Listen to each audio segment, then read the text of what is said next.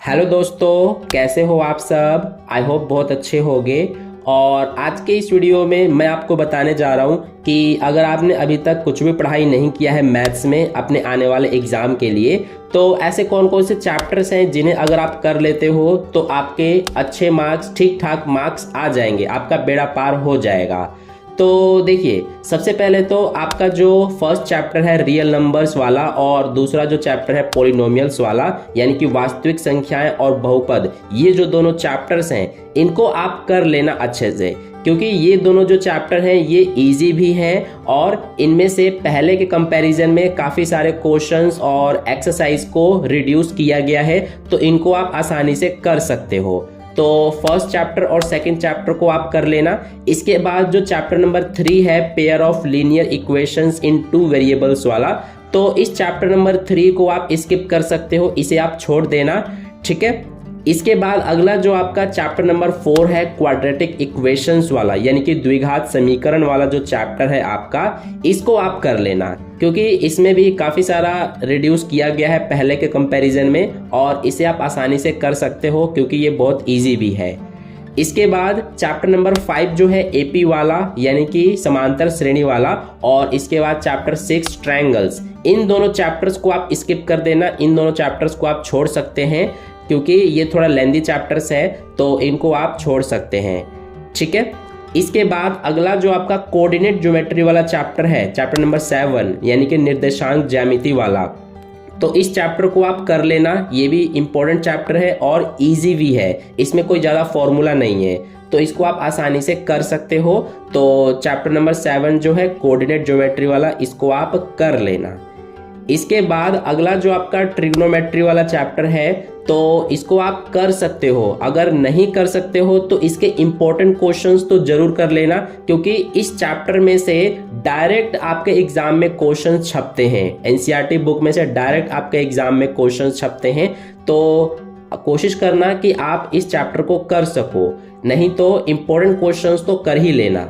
और इसके बाद वाला जो चैप्टर है सम एप्लीकेशंस ऑफ ट्रिग्नोमेट्री, यानी त्रिकोणमिति के कुछ अनुप्रयोग वाला जो चैप्टर है, तो इसको आप जरूर कर लेना। इसमें एक ही एक्सरसाइज है और इसमें से एक क्वेश्चन तो 100% आपके एग्जाम में आता है, तो इसको आप जरूर कर लेना।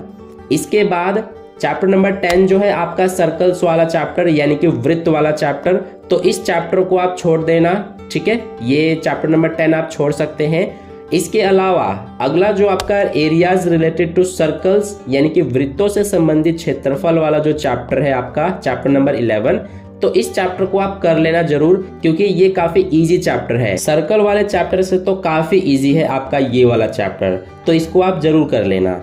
इसके बाद अगला आपका सरफेस एरियाज एंड वॉल्यूम्स, यानी कि पृष्ठीय क्षेत्रफल और आयतन, ये जो चैप्टर है आपका, तो इसको आप कर लेना जरूर, क्योंकि पहले के कंपैरिजन में इसमें भी काफी सारे एक्सरसाइज को रिड्यूस किया गया है। तो इसमें बस आपको कुछ फॉर्मूले याद करने होते हैं और उनको डायरेक्ट क्वेश्चन में पुट करना होता है, तो इसको आप कर लोगे आसानी से इस चैप्टर को। इसके बाद अगला जो आपका चैप्टर है स्टैटिस्टिक्स, और उसके बाद वाला जो चैप्टर है प्रोबेबिलिटी, यानी कि सांख्यिकी और प्रायिकता वाले जो दोनों चैप्टर्स हैं, इनको तो आप जरूर से जरूर कर लेना, क्योंकि ये चैप्टर्स बहुत ही इजी हैं और इनको आप बड़े ही आसानी से कर सकते हैं और इनमें ज़्यादा कोई एक्सरसाइज और ज़्यादा क्वेश्चंस भी नहीं है, ठीक है। इन दोनों चैप्टर्स को आपने छोड़ दिया तो आप समझ लेना कि आपने पेपर में बहुत कुछ मिस कर दिया, क्योंकि ये बहुत ही इजी चैप्टर है, बहुत ही ज़्यादा, इनको आप बड़े ही आसानी से कर सकते हो।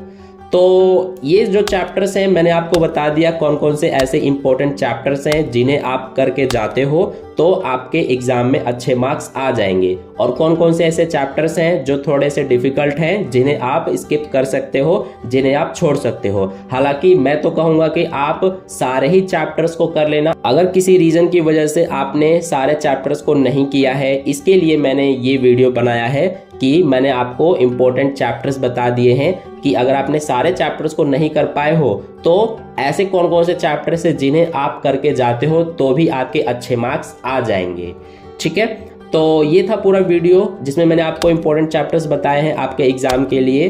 तो वीडियो पसंद आया तो लाइक कर देना, अपने दोस्तों के साथ भी शेयर कर देना, और चैनल को सब्सक्राइब नहीं किया तो सब्सक्राइब करके बेल आइकन को प्रेस जरूर कर लेना, ताकि अगली वीडियो जैसे ही अपलोड की जाए तो उसका नोटिफिकेशन सबसे पहले आप तक पहुंच जाए। तो मिलते हैं फिर नेक्स्ट वीडियो में, तब तक के लिए बाय बाय।